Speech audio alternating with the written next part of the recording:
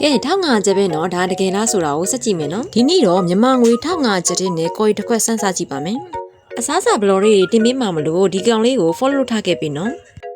1500ကျပ်ဆိုတာကော်ဖီတစ်ခွက်တောင်မရတဲ့ခင်မှာဒီကော်ရီကဘိုက်ပြည့်စေနိုင်မလားပမာဏဘလောက်အများကြီးပါမလဲအရသာဘလို့လဲတန်လားမတန်လားဆိုတာကိုအခုကြည့်လိုက်ရအောင်နော်သူ့မှာပါတယ်ပမာဏမနည်းဘူးနော်1500ကျပ်ဆိုပေမဲ့ပြည့်ဝပဲထည့်ပေးထားပါတယ်သူ့ရဲ့ရတာလေးကချွဲပြည့်ချိုးများပြီးတော့ခောက်ဆွဲသားအီးလေးနဲ့စားလို့ရမ်းကောင်းပါတယ်သူ့ဆိုင်ကအချင်းကိုတော့ငရုတ်ချင်ရဲ့ခေါ်ပီချင်းလေးရဲ့ထည့်ပေးထားပါတယ်တချို့တွေကကော်ရီစားရင်ငပီတောင်းနဲ့စားရတာပိုးပြီးကြိုက်ကြရလို့ပြောပါတယ်မိုးကတော့ငရုတ်ချင်နဲ့စားရတာပိုးပြီးကြိုက်ပါတယ်မနက်စာကိုဘာချက်နဲ့နဲ့ဘိုက်ပြည့်ချင်းနဲ့ဆိုရင်တော့ဒီကော်ရီလေးကိုဆက်စားကြည့်ပါနော်သူ့ဆိုင်မှာကော်ရီအပြင်ကော်ရီစီချက်လည်းရပါသေးတယ်ကော်ရီစီချက်ကလည်း1500ပဲနော်ဒီမျိုးကသူတွေကတော့ဒီဆိုင်လေးကိုသိမှာပါနော်မိုးကတော့ဆိုင်လေးစာလေးပြောမပြတော့ဘူးကိုယ့်ဘာကိုခံမှန်းကြည့်ကြပါနော်